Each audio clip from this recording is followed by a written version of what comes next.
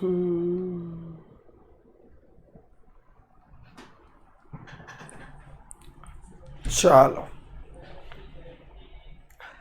Yes, welcome to Vidyakul all of you. મારો અવાજ આવે છે ને દરેકને? યસ. ચાલો, ખૂબ સરસ રીતે આપણે આગળનું એક ચેપ્ટર પૂરું કર્યું. ચેપ્ટર નંબર 3 પૂરું થઈ ગયું છે. ચેપ્ટર નંબર 4 પ્રસારમાનમાં જઈ રહ્યા છીએ અને પ્રથમ સામયિક પરીક્ષામાં આ 4 ચેપ્ટર પૂછાવાના છે. લગભગ મોટાભાગની સ્કૂલોમાં આ 4 ચેપ્ટરનો જ કોર્સ હોય છે. એટલા માટે આજે આપણે સરસ રીતે આપણે આ ચોથા ચેપ્ટરની શરૂઆત કરવા માટે જઈ રહ્યા છીએ. પ્રસારમાન એ પહેલાં જે ચેપ્ટર આપણે પૂરું કર્યું હતું એ હતું ચેપ્ટર 3 મધ્યવર્તી સ્થિતિના માપ.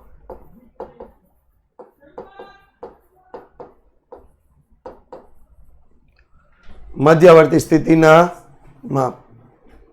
ઓકે, તો સ્ટાર્ટ કરીએ છીએ પ્રસારમાન. તો પ્રસારમાન પહેલું તો પ્રસ્તાવના આજે આપણે જોવાના છીએ. પ્રસારમાન વિશે ભણવાના છીએ. પ્રસારમાનમાં આપણે પ્રસારમાનના માપ વિશે ભણવાના છીએ. તો પ્રસારમાનના મુખ્ય 2 માપ છે, નિરપેક્ષ માપ અને સાપેક્ષ માપ. નિરપેક્ષ માપ અને સાપેક્ષ માપ. તો જો વાત કરીએ પ્રસારમાનની તો પ્રસારમાન એટલે માહિતીના સરેરાશ માપની આસપાસ તેના અવલોકનો કેટલા પ્રમાણમાં ફેલાયેલા છે તે દર્શાવતું મૂલ્ય એટલે ચલન અથવા પ્રસારમાન. સરેરાશ માપની આસપાસ તેના અવલોકનો કેટલા પ્રમાણમાં ફેલાયેલા છે. સરેરાશના 2 માપ હતા. કયા 2 માપ હતા?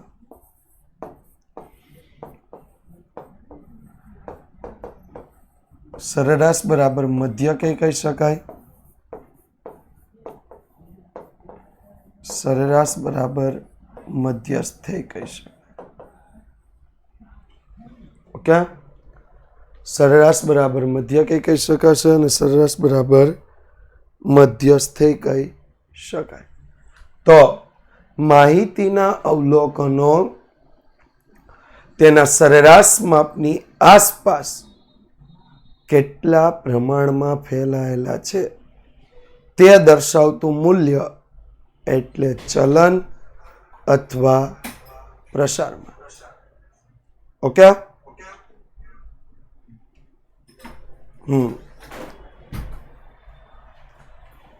માહિતીના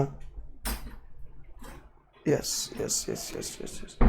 હા, હવે જો મધ્યક એ પણ એક પ્રકારનું સરેરાશ થાય, મધ્યસ્થ પણ સરેરાશ થાય. હા,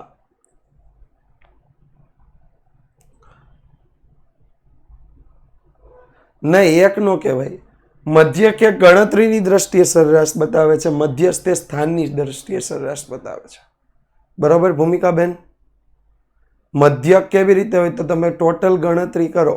એક્ઝામ્પલ તરીકે તમારા 7 વિષયના માર્ક્સ હોય. અત્યારે તમે 7 વિષયની પરીક્ષા આપવાના. આ 7 વિષયનું ટોટલ ભાગ્યા 7 કરો એ તમારો મધ્યકની દ્રષ્ટિએ સરેરાશ થયું. હવે 7 વિષયના માર્ક્સને સેન્ટરમાં ગોઠવો, ચડતા ક્રમમાં ગોઠવો તો જે ચોથા વિષયનો માર્ક્સ આવે ને એ મધ્યસ્થની દ્રષ્ટિએ સરેરાશ થયો. ઓકે, વોઇસ ફૂલ જ છે ભાઈ, ફૂલ વોઇસ છે.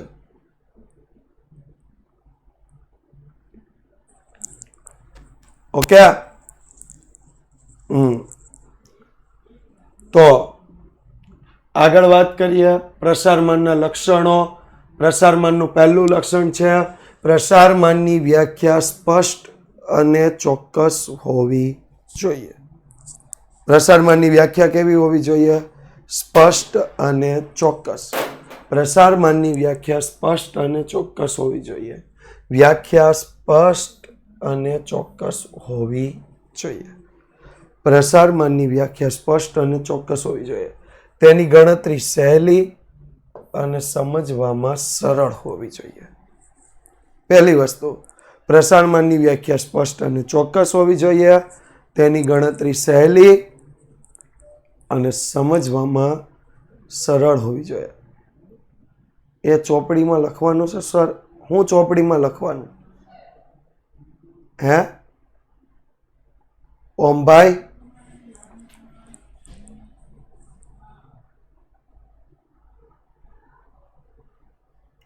હા, એ નોટબુકમાં લખવાની, ચોપડીમાં નથી લખવાની, નોટબુકમાં. જ્યારે PDF અપલોડ થાય ને પછી. બરોબર? તો પ્રસારમાનની વ્યાખ્યા સ્પષ્ટ અને ચોક્કસ હોવી જોઈએ. હા હા હા હા. તેની વ્યાખ્યા, તેની ગણતરી સહેલી અને સમજવામાં સરળ હોવી જોઈએ. તેની ગણતરીમાં માહિતીના બધા જ અવલોકનોનો ઉપયોગ થવો જોઈએ. અમુક અવલોકનોનો ઉપયોગ થાય ને અમુકનો ન થાય એવું પ્રસારમાનનું માપ હોવું જોઈએ નહીં. માહિતીના બધા જ અવલોકનોનો ઉપયોગ પ્રસારમાનના માપમાં થયેલો હોવો જોઈએ. ક્લિયર? 3 લક્ષણો જોયા. પ્રસારમાનની વ્યાખ્યા સ્પષ્ટ અને ચોક્કસ હોવી જોઈએ. બીજું લક્ષણ જોયું, તેની ગણતરી સહેલી અને સમજવામાં સરળ હોવી જોઈએ. ત્રીજું લક્ષણ જોયું, તેની ગણતરીમાં માહિતીના બધા જ અવલોકનોનો ઉપયોગ થવો જોઈએ. ઓકે? વ્યાખ્યા સ્પષ્ટ અને ચોક્કસ, ગણતરી સહેલી અને સમજવામાં સરળ, અને ગણતરીમાં માહિતીના બધા જ અવલોકનોનો ઉપયોગ થવો જોઈએ. ત્યાર પછી તે બેઝિક ક્રિયાઓ અને આંકડાશાસ્ત્રીય ગણતરી માટે અનુકૂળ માપ હોવું જોઈએ. બેઝિક ક્રિયાઓ માટે અનુકૂળ હોવું જોઈએ. આંકડાશાસ્ત્રીય ગણતરી માટે પણ અનુકૂળ હોવું જોઈએ. બેઝિક ક્રિયાઓ માટે અનુકૂળ, આંકડાશાસ્ત્રીય ગણતરીઓ માટે પણ અનુકૂળ માપ હોવું જોઈએ. ડન? કમ્પ્લીટ? પ્રસારમાનની વ્યાખ્યા સ્પષ્ટ અને ચોક્કસ હોવી જોઈએ. તેની ગણતરી સમજવામાં સહેલી અને સમજવામાં સરળ હોવી જોઈએ. ગણતરીમાં માહિતીના બધા જ અવલોકનોનો ઉપયોગ થવો જોઈએ અને તે બેઝિક ક્રિયાઓ તથા આંકડાશાસ્ત્રીય ગણતરીઓ માટે અનુકૂળ માપ હોવું જોઈએ. ક્લિયર અહીંયા સુધી?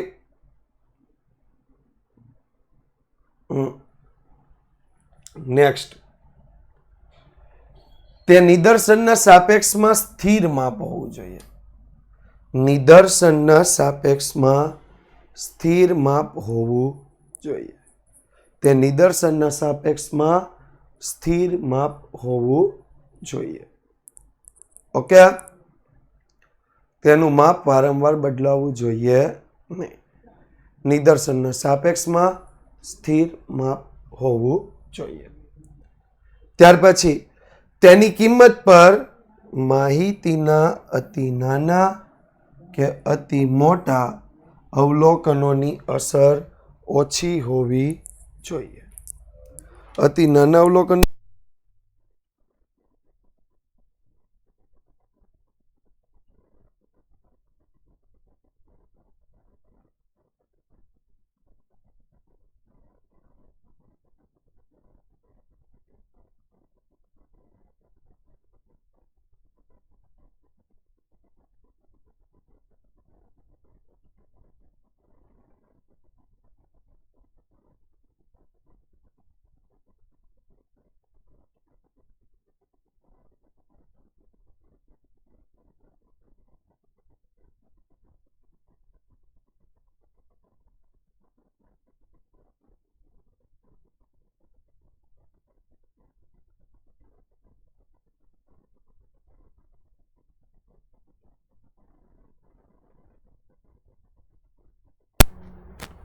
ચાલો, તેની કિંમત પર માહિતીના અતિ નાના અને અતિ મોટા અવલોકનોની અસર કેવી રહેવી જોઈએ?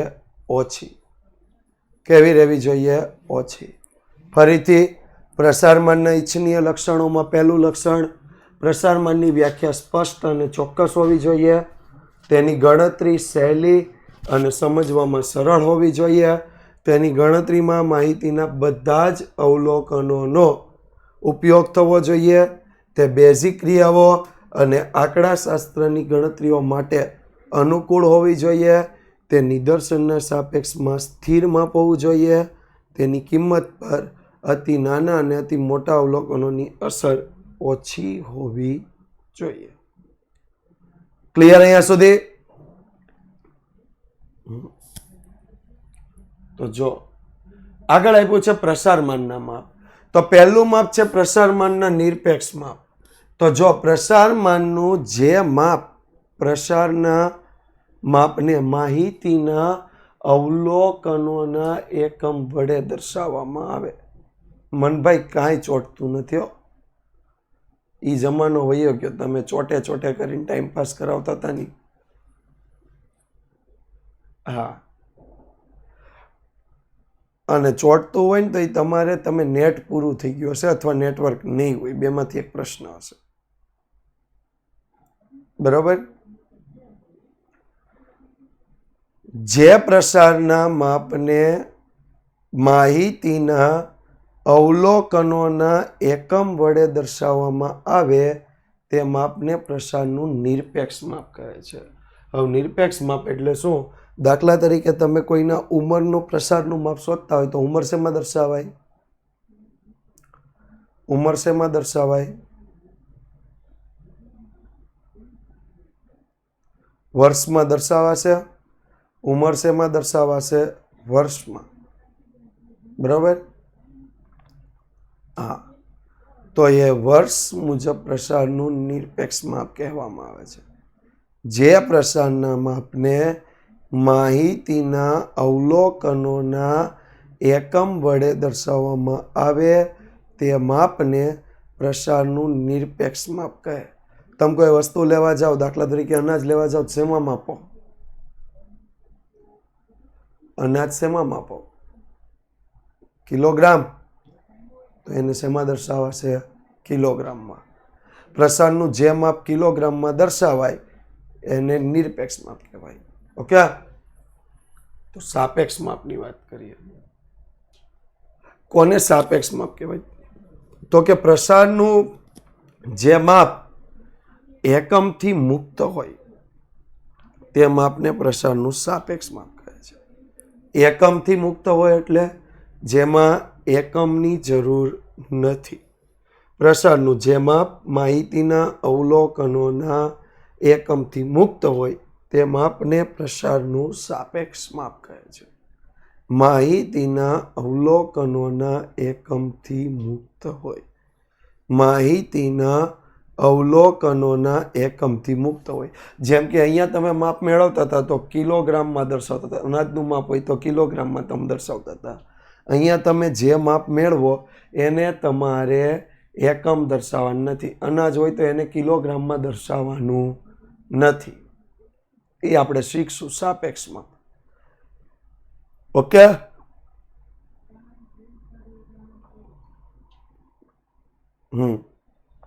તો પ્રસારમાનના જે માપને માહિતીના અવલોકનોના એકમ વડે દર્શાવાય એ માપને પ્રસારનું નિરપેક્ષ માપ કહે છે. પ્રસારમાનના જે માપને માહિતીના અવલોકનોના એકમથી મુક્ત હોય તેને કેવું માપ કહે છે? સાપેક્ષ માપ કહે છે. એકમથી મુક્ત હોય સાપેક્ષ માપ, એકમ વડે દર્શાવાય એ નિરપેક્ષ માપ. ક્લિયર? ઓકે?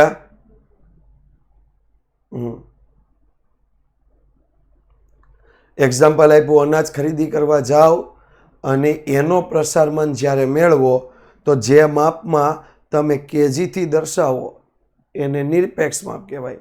અને જે માપમાં તમારે કેજી કિલોગ્રામ દર્શાવવું ન પડે એને સાપેક્ષ માપ કહેવાય. ઓકે?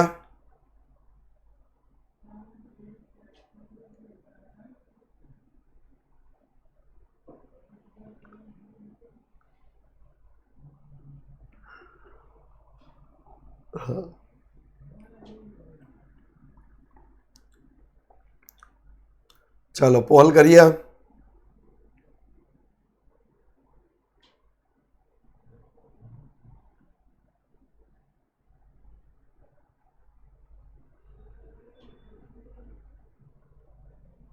હમ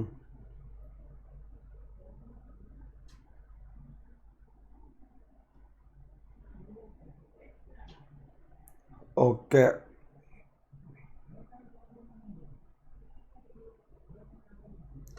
ચાલો. નથી ખબર પડી અને શું ખબર નથી પડી મને એ જણાવશો? નથી ખબર પડી એની વાત છે. શું નથી ખબર પડી?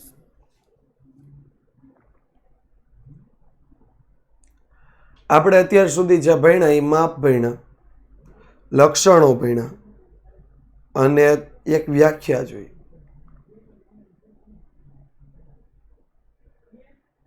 હા, પ્રસારમાનની વ્યાખ્યા જોઈ ને.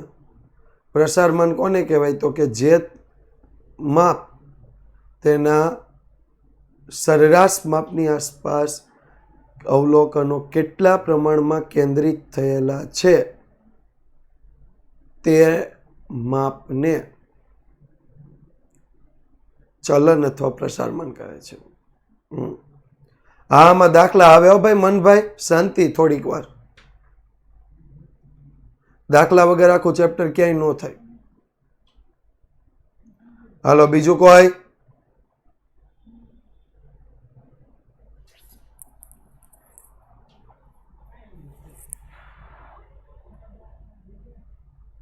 જો પ્રસારમાનના માપ આપ્યા છે, જુદા જુદા માપ આપ્યા છે.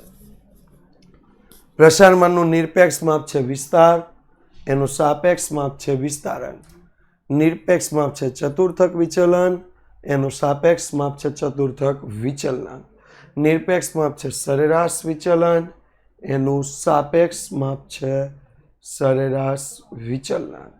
નિરપેક્ષ માપ છે પ્રમાણિત વિચલન અથવા વિચરણ, એનું સાપેક્ષ માપ છે પ્રમાણિત વિચલનાંક. અને પાંચમામાં નિરપેક્ષ માપ કોઈ નથી, સીધું સાપેક્ષ માપ છે ચલનાંક. અને છઠ્ઠામાં નિરપેક્ષ માપ છે મિશ્ર પ્રમાણિત વિચલન, એનું સાપેક્ષ માપ મિશ્ર પ્રમાણિત વિચલનાંક છે પણ આપણી ગણતરીમાં આપ્યો નથી. એક વખત જોઈ લ્યો પછી આપણે દરેક વિશે સમજીએ.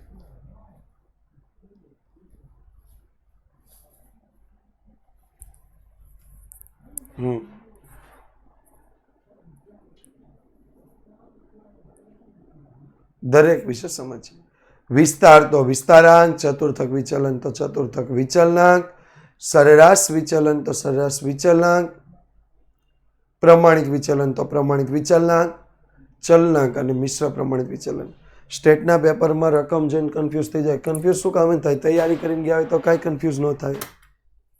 એટલી બધી ગણિત જેવી હાર્ડ રકમ તો આવતી જ નથી, એકદમ સિમ્પલ આવે છે. આપણે બસ થોડુંક લોજિક વાપરવું પડે છે.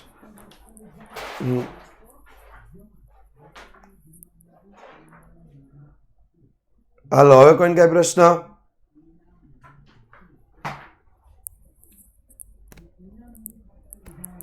એક મિનિટ.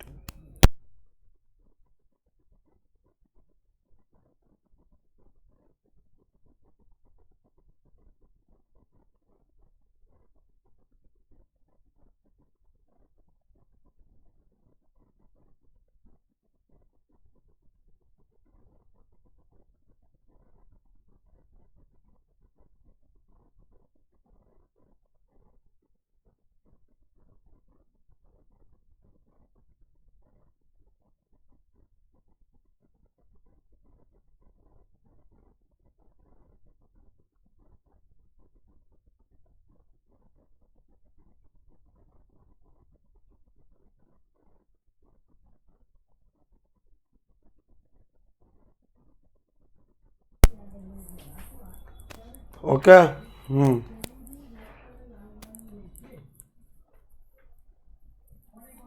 હું એક મિનિટ વેઇટ. આ તમને જોવાનું કીધું તું, બધા માપ ખબર પડી ગઈ? આપણે બધા માપ વિશે અભ્યાસ કરવાનો છે. બધા જ માપ વિશે અભ્યાસ કરવાનો છે. ચાલો, દરેક પર્ટિક્યુલર માપ સમજીએ. પહેલું માપ છે વિસ્તાર. માહિતીના સૌથી મોટા અને સૌથી નાના અવલોકનના તફાવતને વિસ્તાર કહેવામાં આવે છે. સૌથી મોટા અને સૌથી નાના અવલોકનના તફાવતને શું કહેવાય છે? વિસ્તાર. માહિતીના સૌથી મોટા અને સૌથી નાના અવલોકનના તફાવતને વિસ્તાર કહેવાય. તો સૌથી મોટું અવલોકન જો કઈ રીતે દર્શાવવામાં આવે યાદ રાખો.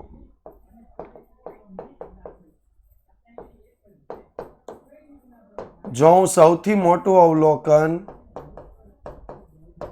XH લઉં હાઈએસ્ટ, તો અને સૌથી નાનું અવલોકન XL લઉં લોએસ્ટ, સૌથી મોટું અવલોકન XH હાઈએસ્ટ, સૌથી નાનું અવલોકન XL લોએસ્ટ. થઈ ગયો અહીંયા સુધી? XH XL XH XL. બરોબર. તો જો વિસ્તાર સંકેત R વડે દર્શાવાય. હવે તફાવત કીધો છે સૌથી મોટા અને સૌથી નાના અવલોકન વચ્ચેનો તફાવત. તો શું આવશે? XH minus XL. સમજ પડી? માહિતીના સૌથી મોટા અને સૌથી નાના અવલોકન વચ્ચેના તફાવતને વિસ્તાર કહે છે. આવું આપણે બીજા ચેપ્ટરમાં પણ ભણી ગયા હતા. બીજા ચેપ્ટરમાં જ્યારે વર્ગ બનાવવાના હતા, વર્ગ લંબાઈ મેળવવાની હતી, તો સૌથી મોટું અવલોકન લેતા હતા અને સૌથી નાનું અવલોકન લેતા હતા. આ બંને વચ્ચેના તફાવતને શું કહેતા હતા? વિસ્તાર. ઓકે. તો માહિતીના સૌથી મોટા અને સૌથી નાના અવલોકનોના તફાવતને વિસ્તાર કહેવામાં આવે છે, જેને સંકેતમાં કેપિટલ R વડે દર્શાવવામાં આવે છે. શેના વડે દર્શાવાશે? કેપિટલ R વડે દર્શાવાય છે.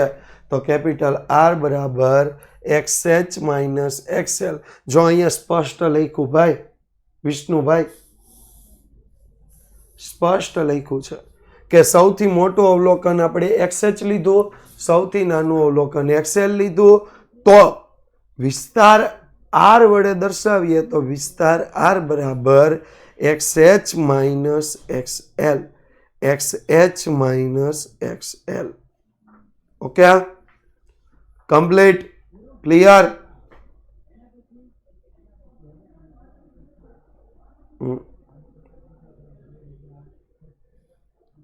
હવે હજી આનું સાપેક્ષ માપ. આ વિસ્તાર એ નિરપેક્ષ માપ છે. તો અહીંયા વિસ્તાર માટે નિરપેક્ષ માપ વિસ્તાર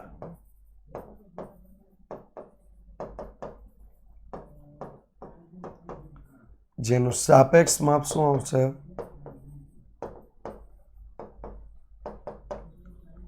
વિસ્તારાંક. શું આવશે? મેળવાય XH અને XL થી જ. મેળવાશે શેનાથી? XH અને XL થી જ. ઓકે.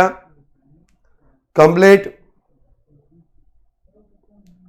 હાલો, આમાં કોઈને કઈ પ્રશ્ન? કોઈને કઈ પૂછવાનું? માહિતીના સૌથી મોટા અને સૌથી નાના અવલોકનના તફાવતને વિસ્તાર કહે છે, જેને સંકેતમાં કેપિટલ R વડે દર્શાવવામાં આવે છે. સૌથી મોટું અવલોકન આપણું શું હોય? XH. સૌથી નાનું અવલોકન શું હશે? XL. તો R બરાબર XH minus XL. Done? Complete?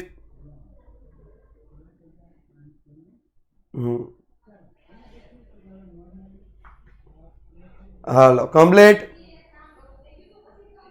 આગળ ચતુર્થક વિચલન.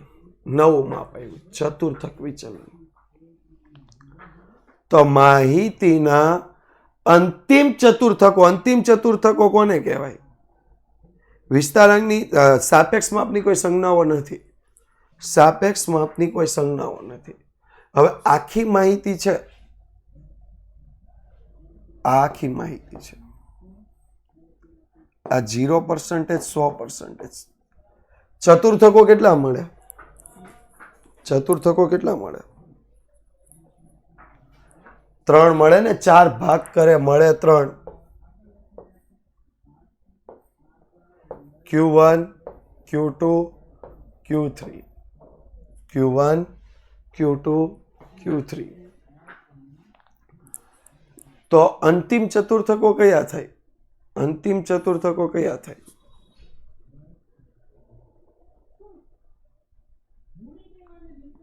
ખાલી Q3 નો થાય, યાદ રાખો. મોસ્ટ ઓફની ભૂલ જ થાય છે. અંતિમ ચતુર્થકો એટલે Q1 પણ થાય, Q3 પણ થાય. કેમ?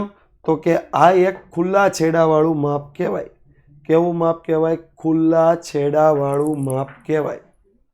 કેવું માપ કહેવાશે? ખુલ્લા છેડાવાળું માપ કહેવાય. એટલે Q1 પણ આવી શકે અને Q3 પણ આવી શકે. Q1 પણ આવી શકે અને Q3 પણ આવી શકે. Okay, clear?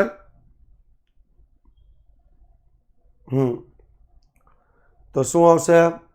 માહિતીના અંતિમ ચતુર્થકોના એટલે કે તૃતીય ચતુર્થક અને પ્રથમ ચતુર્થકના તફાવતને 2 વડે ભાગવામાં આવે તેને શું કહેવાય છે? ચતુર્થક વિચલન કહે છે. તો જો ચતુર્થક વિચલનને કઈ સંજ્ઞા વડે દર્શાવાય? QD વડે.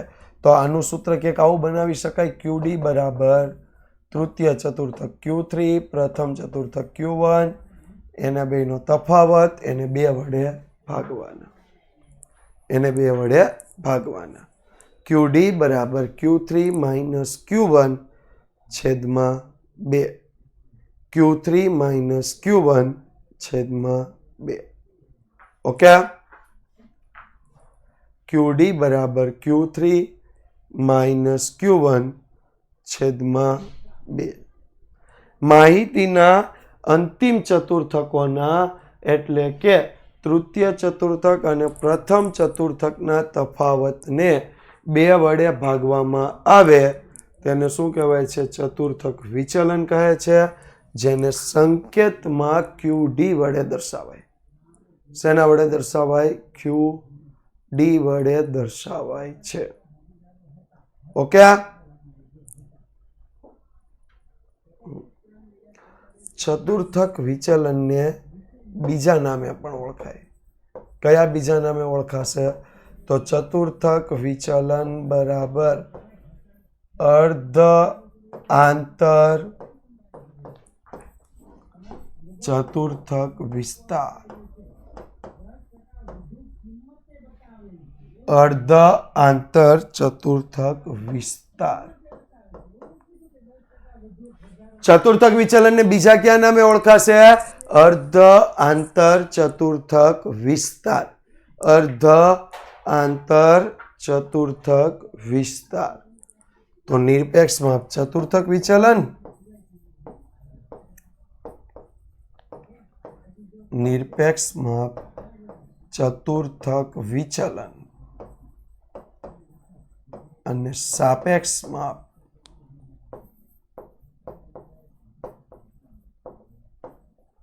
ચતુર્થક વિચલન. નિરપેક્ષ માપ ચતુર્થક વિચલન, સાપેક્ષ માપ ચતુર્થક વિચલન. નિરપેક્ષ માપ ચતુર્થક વિચલન, સાપેક્ષ માપ ચતુર્થક વિચલન. Okay, done, complete. ચાલો, 1 મિનિટ એક ક્વેશ્ચન ગયો. 1 મિનિટ.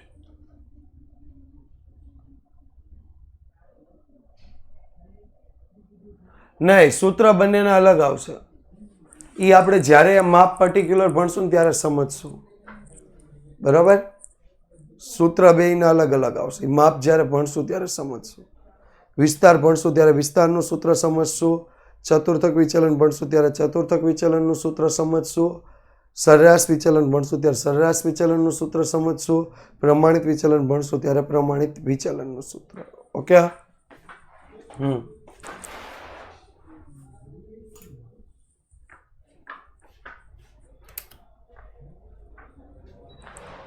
તો પોલ કરીએ. કુલ સૂત્ર ઘણા બધા આવશે. આવશે. હમ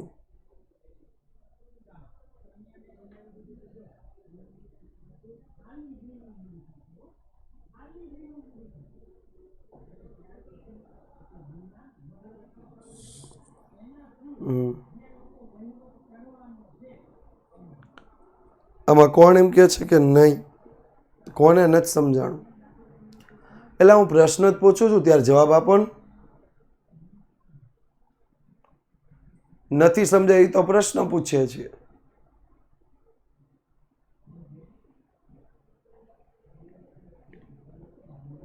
એમાં તો કોઈ જવાબ નથી આપતું. નથી સમજાયું પૂછીએ તો બધાને બધું સમજાય જ ગયું હોય.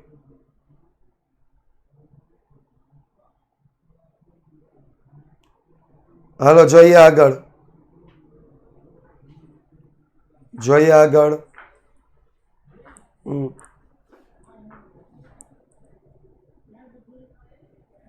હા, નેક્સ્ટ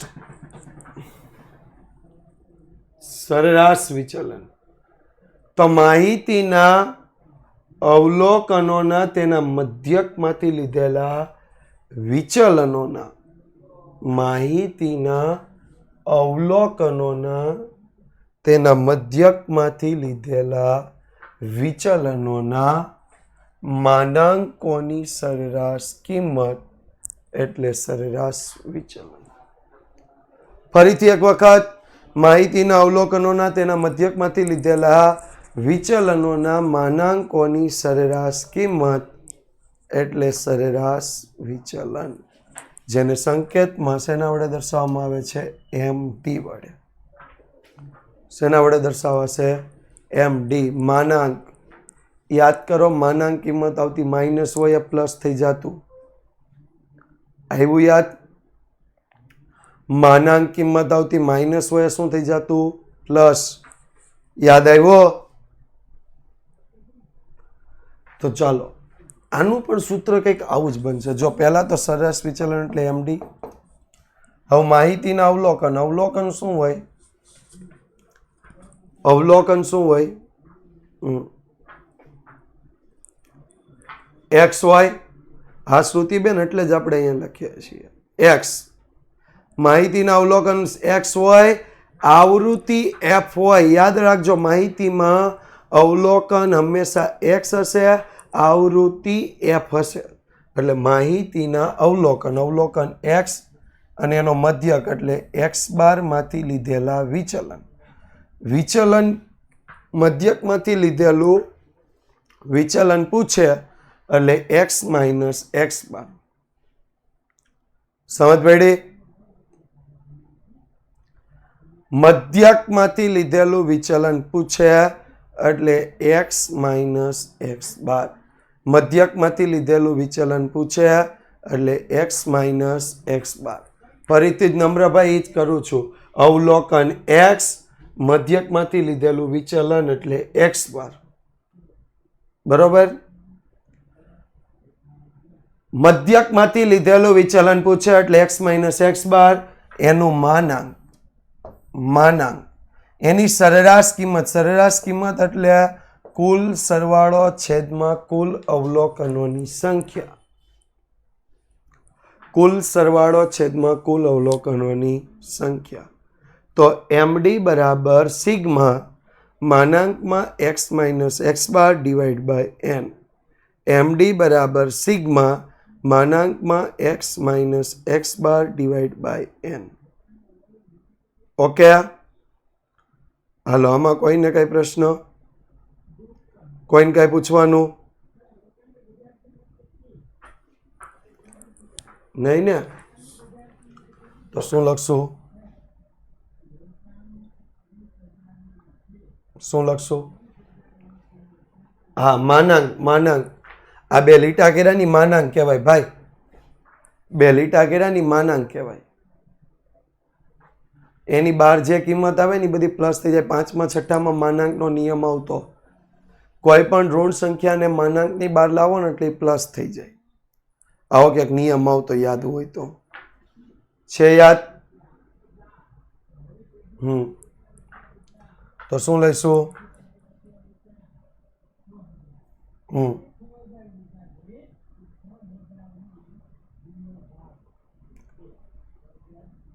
નિરપેક્ષ માપ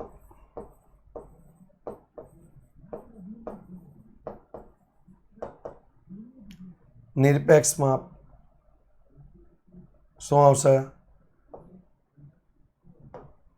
સરેરાશ વિચલન.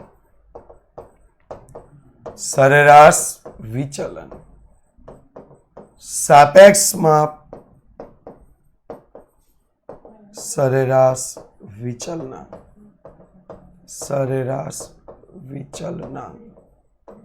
નિરપેક્ષ માપ સરેરાશ વિચલન, સાપેક્ષ માપ સરેરાશ વિચલનાંક. નિરપેક્ષ માપ સરેરાશ વિચલન, સાપેક્ષ માપ સરેરાશ વિચલનાંક. ઓકે, હા આવી શકે થિયરીઓ. નેક્સ્ટ વાત કરીએ પ્રમાણિત વિચલન. તો માહિતીના અવલોકનોના તેના મધ્યકમાંથી લીધેલા વિચલન. તો મધ્યકમાંથી લીધેલું વિચલન આપણે સમજી જ ગયા છીએ, ઓલરેડી આપણે સમજ્યા છે. માહિતીના અવલોકનોના મધ્યકમાંથી લીધેલા વિચલન એટલે શું આવશે? અવલોકનોના મધ્યકમાંથી લીધેલા વિચલન એટલે શું આવશે?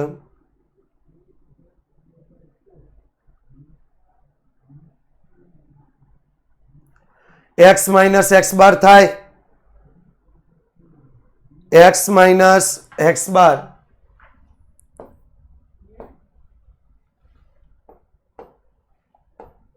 x minus x bar. તો લખીએ x માઇનસ એક્સ બાર. પ્રમાણિત વિચલનને દર્શાવાય શેના વડે? s વડે દર્શાવાશે. શેના વડે દર્શાવાશે? s વડે. એટલે s બરાબર શું કીધું છે? અવલોકનોના તેના મધ્યકમાંથી લીધેલા વિચલનોના વર્ગોની સરેરાશ. એટલે આનું વર્ગ કરવાનો, એની સરેરાશ કરવાની. વર્ગોની સરેરાશ એટલે x માઇનસ એક્સ બાર આખાનો વર્ગ. સરેરાશ કરીએ એટલે જેટલા પણ અવલોકનો આપ્યા છે એમાં x માઇનસ એક્સ બારનો વર્ગ કરી એનો સરવાળો કરવાનો. એટલે સિગ્મા x માઇનસ એક્સ બારનો વર્ગ, સિગ્મા x માઇનસ એક્સ બારનો વર્ગ divide by n. Okay, divide by શું આવશે? n. તો શું લેવાશે? x માઇનસ એક્સ બાર આખાનો વર્ગ એની સરેરાશ. એટલે sigma x minus x bar whole square divide by n, એનું ધન વર્ગમૂળ. એટલે આખાનું ફરીથી શું બનાવવાનું? ધન વર્ગમૂળ. આખાનું ફરીથી શું બનાવવાનું? ધન વર્ગમૂળ. એને શું કહીશું? પ્રમાણિત વિચલન. જ્યારે વિચરણ, આનું જ બીજું માપ છે વિચરણ, s સ્ક્વેર. s સ્ક્વેર એટલે શું થશે? તો સામેથી વર્ગમૂળ નીકળી જશે. સામેથી વર્ગમૂળ નીકળી જશે. ક્લિયર? જો મધ્યકમાંથી લીધેલા વિચલનોના વર્ગોની સરેરાશનું ધન વર્ગમૂળ એટલે sigma x minus x bar all square divide by n વર્ગમૂળમાં sigma x minus x bar all square divide by n, જેનું વિચરણ s સ્ક્વેર બરાબર sigma x minus x bar all square divide by n. Complete? હાલો, આમાં કોઈને કઈ પ્રશ્ન? વિચરણ શું થશે? વિચરણ એટલે પ્રમાણિત વિચલનનો વર્ગ. મુખ્યત્વે મુદ્દો જે છે એ સમજો. વિચરણ એટલે પ્રમાણિત વિચલનનો વર્ગ.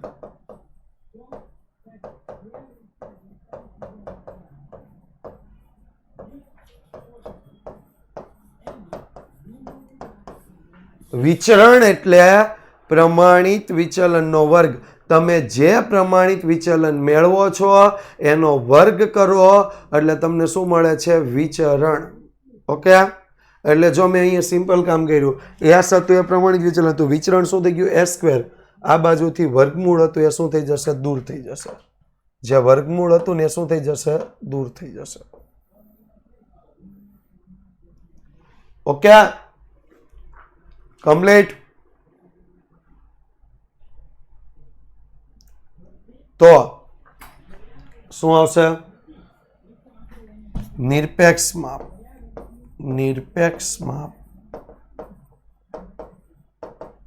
પ્રમાણિત વિચલન અથવા વિચરણ, પ્રમાણિત વિચલન અથવા વિચરણ, બેમાંથી કોઈ પણ પૂછી શકે.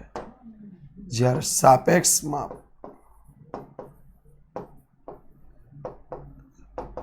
ઓલવેઝ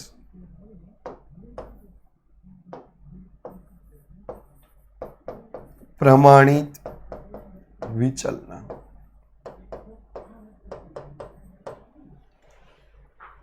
હાલો, હવે કોઈને કઈ પ્રશ્ન? અહીંયા સુધી કોઈને કઈ પૂછવાનું?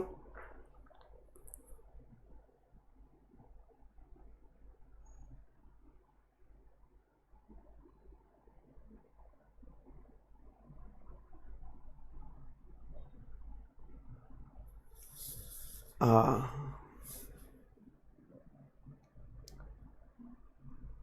હા બોલો. આ ના પાડવા વાળા બધા જ બોલશે. શું પ્રશ્ન છે? ના પાડવા વાળા બધા જ પ્રશ્ન પૂછશે. નામ કઢાવવા પડશે.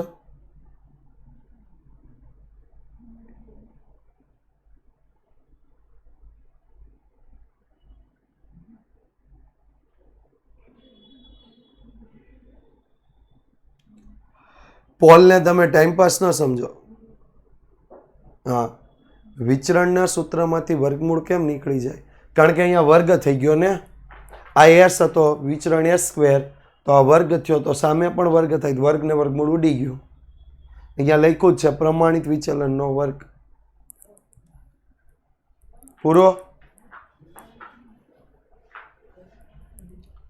ચલો નેક્સ્ટ. નેક્સ્ટ આપ્યું છે ચલનાંક. ચલનાંક કેવી રીતે મળશે? તો ચલનાંક બરાબર પ્રમાણિત વિચલન છેદમાં મધ્યક ગુણ્યા 100. ચલનાંક હંમેશા આ જ રીતે મળશે. પ્રમાણિત વિચલનના છેદમાં મધ્યક ગુણ્યા 100. પ્રમાણિત ચલનાંક બરાબર પ્રમાણિત વિચલનના છેદમાં મધ્યક ગુણ્યા 100. એટલા માટે જ હું ત્રીજા ચેપ્ટરમાં કહેતો હતો, યાદ કરો કે મધ્યક કમ્પલસરી તૈયાર કરો, કારણ કે આ ચેપ્ટર આખું મધ્યક પર છે. તમે જોવો છો, જોયું ને? સરેરાશ વિચલન, પ્રમાણિત વિચલન થઈ ગયું. હજી વિસ્તારમાં મધ્યકનો ઉપયોગ આવશે, ચલનાંકમાં મધ્યકનો ઉપયોગ આવશે. ઓકે, તો ચલનાંકનું સંજ્ઞાવાઇઝ સૂત્ર લેવું હોય તો પ્રમાણિત વિચલન એસ મધ્યક x બાર એસના છેદમાં x બાર ગુણ્યા 100. એસના છેદમાં x બાર ગુણ્યા 100. એસના છેદમાં x બાર ગુણ્યા 100.